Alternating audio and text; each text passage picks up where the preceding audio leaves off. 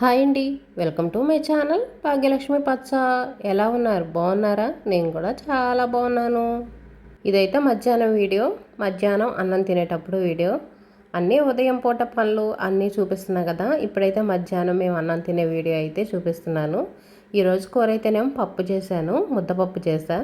ముద్దపప్పు కాంబినేషన్గా చింతకాయ పచ్చడి, మామిడికాయ పచ్చడి వేసుకుంటే చాలా బాగుంటుంది. నేనైతే చింతకాయ పచ్చడి వేసుకుంటాను, కానీ మా పిల్లలు చింతకాయ పచ్చడి తినడానికి ఇష్టపడరు. వాళ్ళైతే మామిడికాయ పచ్చడి వేసుకుంటారు.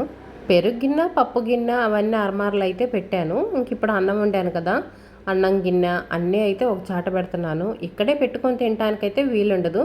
ఇవన్నీ తీసుకెళ్ళి టీవీ దగ్గర అయితే పెడతాను. టీవీలో ఇంకా సీరియల్స్ వస్తాయి కదా మధ్యాహ్నం టైంలో, సీరియల్స్ చూస్తూ తింటాము. మధ్యాహ్నం సీరియల్స్ మాత్రం తప్పనిసరిగా చూస్తాము. చాలా ఇష్టం. సీరియల్స్ చాలా బాగుంటాయి.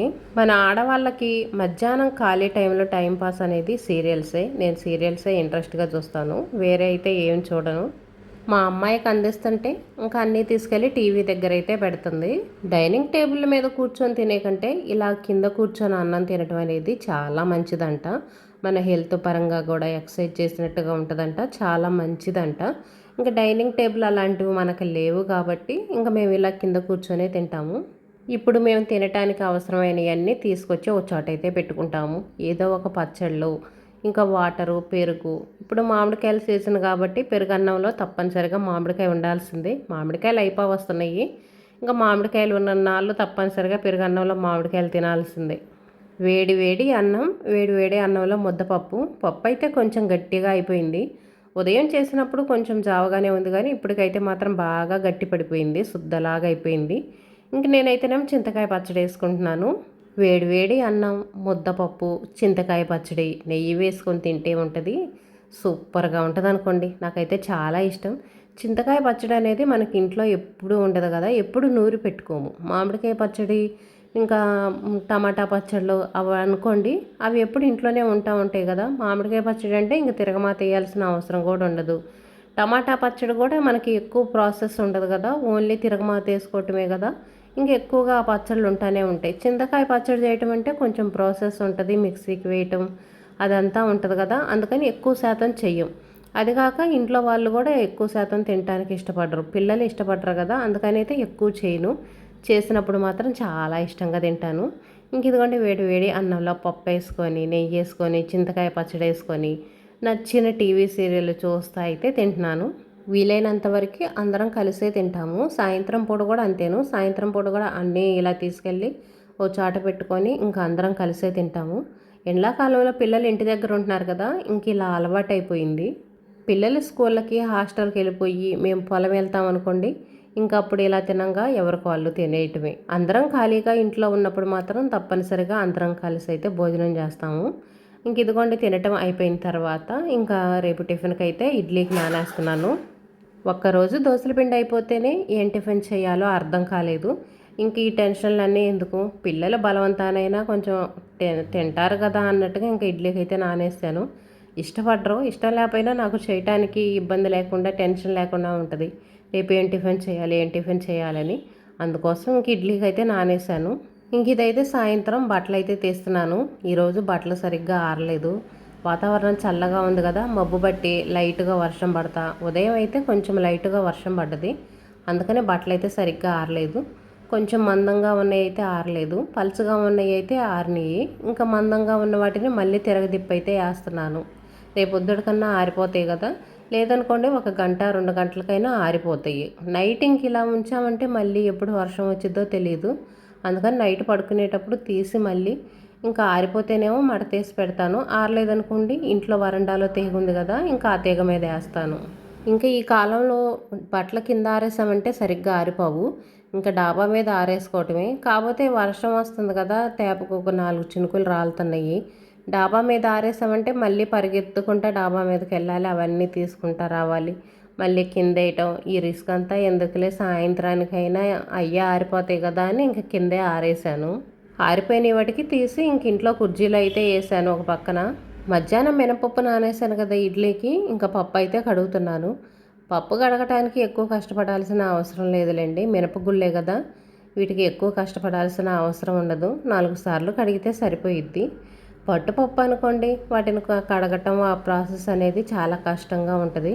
అయినా పొట్టుపప్పు అనేది కొంచెం జిగురు అనేది ఎక్కువగా ఉంటుంది, మన హెల్త్కి కూడా చాలా మంచిది. ఇవి కడగటానికి ఈజీగా ఉంటుంది కానీ పొట్టు మొత్తం తీసేస్తాం కదా, వీటిలో బలమే ఉంటుంది ఇంకా మనకి. కాకపోతే మనకు పని అనేది తేలిగ్గా ఉంటుంది, అది ఒక్కటే బెనిఫిట్ మనకి. పప్పు అయితే కడిగేసి పక్కన పెట్టాను. ఇప్పుడైతే నేను సాయంత్రం వంట చేస్తాను కదా, వంట చేసేటప్పుడు ఇంకా పిండి వేసుకుంటాను. అంటే అన్ని పనులు ఒకేసారి చేస్తాను. మళ్ళీ ఒక పని ఒకసారి చేశాను అనుకోండి, పని అనేది తెమలదు. ఎప్పుడు ఇంకా చేస్తానే ఉంటాము, కాసేపు కూడా కూర్చున్నట్టు రెస్ట్ తీసుకున్న ఫీలింగ్ అయితే రాదు. అందుకని ఒకేసారి వంట చేసుకుంటా పిండి అయితే వేసుకుంటాను. నవీన్ అయితే స్కూల్ నుంచి వచ్చాడు, ఇంకా క్యారేజీ అవన్నీ తీసుకొచ్చాడు. స్నాక్స్ అయితేనేమో ఇంట్లో మామిడికాయలు ఉన్నాయి కదా, మామిడికాయ కోసిచ్చాను, మామిడికాయ తిన్నాడు. ఉదయం పాలు తాగటం మర్చిపోతే ఇంకా సాయంత్రం వచ్చిన తర్వాత పాలు అయితే ఇచ్చాను. ఇంకా వాడికి స్నాక్స్ అయితే అదేను. రోజు మధ్యాహ్నం మామిడికాయ తింటాడు కదా, ఇంకా ఇప్పుడు స్కూల్కి వెళ్తున్నాడు కదా, అందుకని మామిడికాయ అయితే తినట్లేదు. సాయంత్రం స్కూల్ నుంచి వచ్చిన తర్వాత అయితే తింటున్నాడు. వాడికి చాలా ఇష్టం మామిడికాయ. ఇంకా అంట్లన్నీ బయటేసి నీళ్ళు చల్లాను. ఇవి నానేలోపు ఇంకా బయట అయితే కసువులు ఊడుస్తున్నాను. బయట అయితే ఏదో కసువులు ఊడుస్తున్నాను కానీ ఊడవాలని ఇంకా గాలి వస్తుంది, ఫుల్ గాలి చూడండి. గాలికి నేను కసువు ఊడుస్తూ ఉంటుంటే అది వెనక్కపోతూ ఉంది. కాకపోతే ఇంకా రోజు అలవాటు కదా సాయంత్రం కసువులు ఊడ్చుకోవటం, ఇంకా అందుకని అయితే కసువు ఊడుస్తున్నాను. సిమెంట్ రోడ్డు కదా, రాళ్ళు అవి లేసిపోతా గచ్చు అనేది అక్కడక్కడ ఊడిపోతూ ఉంటుంది. ఇంకా అవన్నీ కొట్టి పడేయకుండా ఇక్కడ గొంతు ఉంది కదా, ఆ రాళ్ళన్నీ గొంతలో కొట్టాను. మట్టి కూడా గొంతలో కొట్టేస్తాను, బూడిపోయిద్దిలే అని. ఇంకా పీసులు అవి ఉంటాయి కదా, అవైతే ఇంక మొత్తం ఊడ్చేస్తాను. ఈరోజైతే చిన్న ముగ్గే వేసాను, ఎందుకంటే ఉదయం వర్షం ఉంది, వర్షం పడతా ఉంది. ఇంకా మళ్ళీ పెద్ద ముగ్గులు వేసినా కానీ వర్షం పడిద్దిలే అని చిన్న ముగ్గే వేసాను. ఇంట్లో పనులన్నీ అయితే అయిపోయినాయి, రోజువారీ పనులు.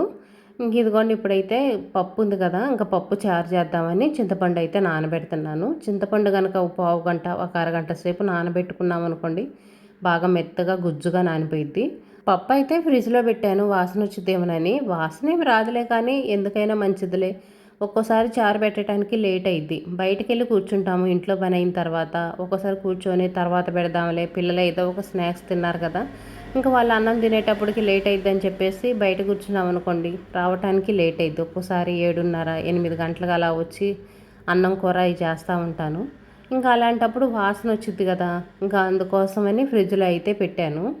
త్వరగానే చేస్తున్నానులే. సాంబార్ చేసేటప్పుడు పిల్లలకి ఇష్టం, నవీన్కి అయితే చాలా ఇష్టం సాంబారు ఉత్తపప్పు.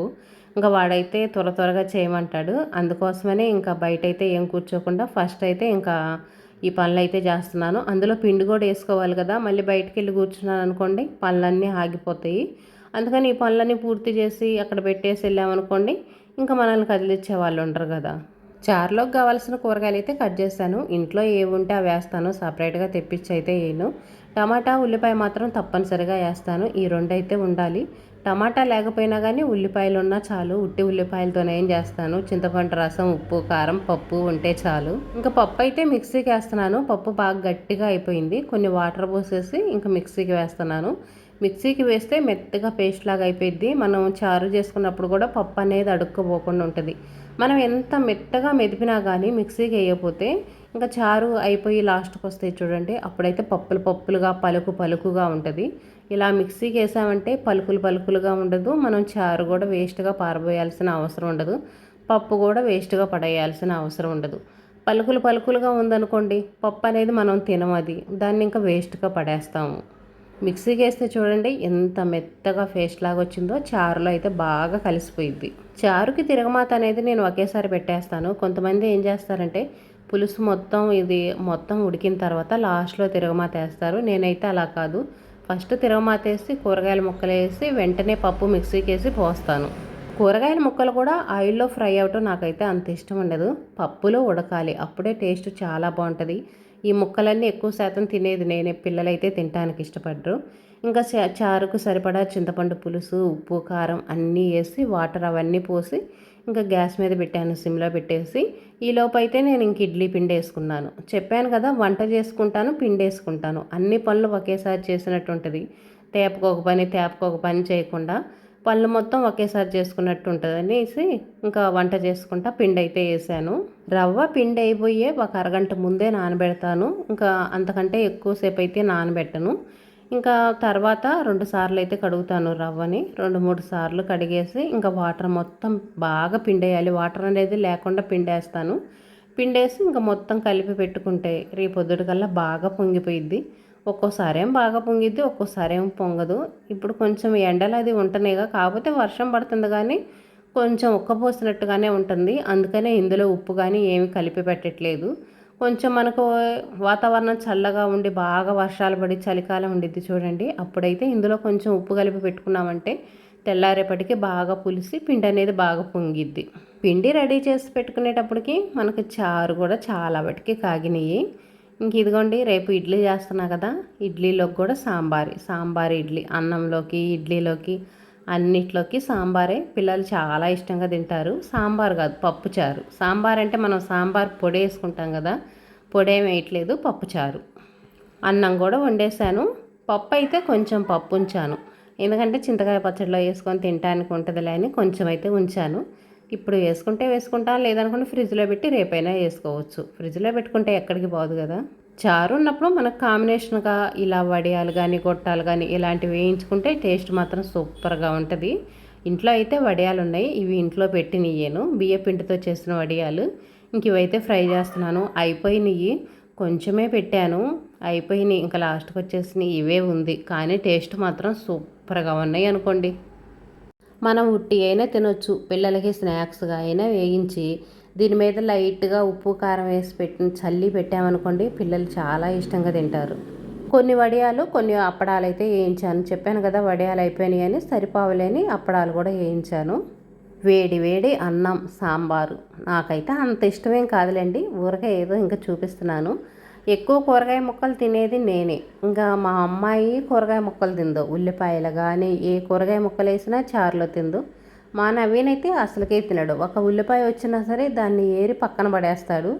ఇంకా వేస్ట్గా పడేయటం ఎందుకులే అని ఆ కూరగాయ ముక్కలన్నీ నేనే తింటాను. మా ఆయన కూడా తింటాడు, కాకపోతే అంత ఎక్కువేం తినడు, అన్నీ చేస్తే ఊరుకోడు. ఇంకా వేస్ట్గా పడేయటం ఇష్టం లేక నేనే ఎక్కువ తింటాను. ఇంకా నాకు కూడా బాగా అలవాటైపోయింది.